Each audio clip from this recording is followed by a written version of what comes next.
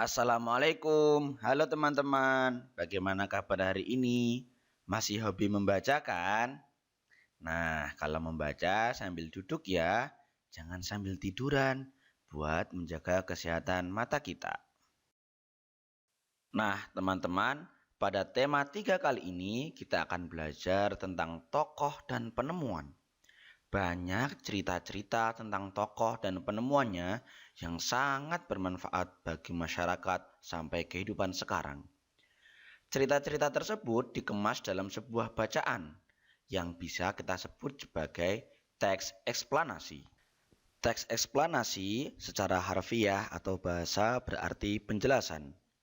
Di dalam teks eksplanasi dijelaskan tentang sebuah peristiwa. Jadi bisa dikatakan teks eksplanasi adalah sebuah teks yang menjelaskan tentang terjadinya fenomena sosial maupun fenomena alam. Teks ini berisi tentang fakta-fakta yang mendukung dari suatu peristiwa yang diceritakan dalam teks. Tujuan teks ini adalah untuk menjelaskan serangkaian proses dari suatu gejala atau fenomena alam maupun sosial secara ilmiah berdasarkan fakta. Eksplanasi digunakan untuk menjelaskan proses mengapa dan bagaimana sesuatu terjadi secara logis, artinya secara akal, tapi bukan mendeskripsikan benda-benda. Teks eksplanasi bisa dikatakan juga menjelaskan hubungan sebab akibat.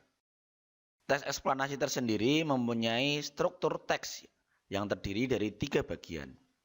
Yang pertama adalah bagian pendahuluan.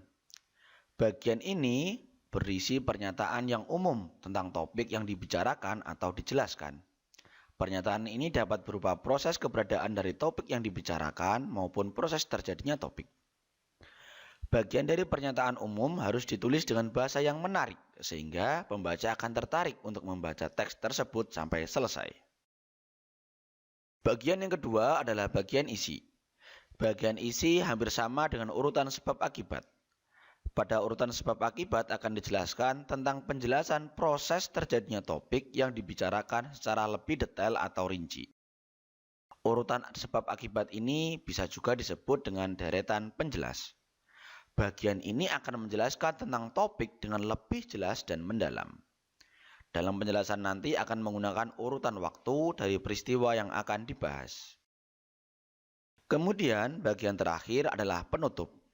Bagian penutup ini berisi kesimpulan dari keseluruhan proses yang dijelaskan. Oleh karena itu, bagian ini biasanya ditulis dengan lebih singkat. Nah, untuk ciri-ciri teks eksplanasi sendiri adalah sebagai berikut. Yang pertama, menjelaskan sesuatu sesuai dengan fakta. Apa itu fakta? Fakta adalah hal yang benar-benar terjadi dan ada buktinya. Yang kedua, bersifat informatif. Artinya, teks eksplanasi memberikan informasi sesuai dengan fakta dan tidak memengaruhi para pembacanya.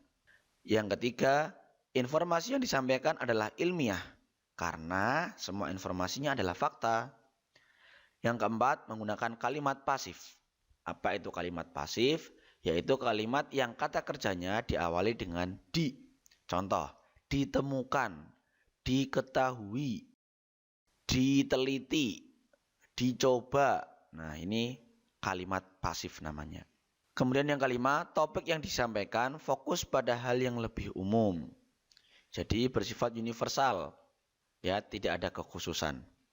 Kemudian yang keenam, ditulis menggunakan konjungsi waktu dan kasual. Konjungsi waktu itu seperti kemudian, jika, pertama, dan sebelum. Nah, teman-teman, selain itu, pada penulisan teks eksplanasi harus menggunakan kata baku. Apa itu kata baku? Berarti kata yang penulisannya telah sesuai dengan Pedoman Umum Ejaan Bahasa Indonesia atau PUEBI yang telah kita pelajari di pertemuan-pertemuan sebelumnya. Demikian teman-teman penjelasan tentang teks eksplanasi. Di lain kesempatan kita akan coba membedah sebuah teks eksplanasi dan kita uraikan bagian-bagiannya dan kita temukan ciri-cirinya. Terima kasih atas perhatiannya. Jika ada pertanyaan silahkan ditulis di kolom komentar atau disampaikan secara pribadi. Terima kasih. Wassalamualaikum warahmatullahi wabarakatuh.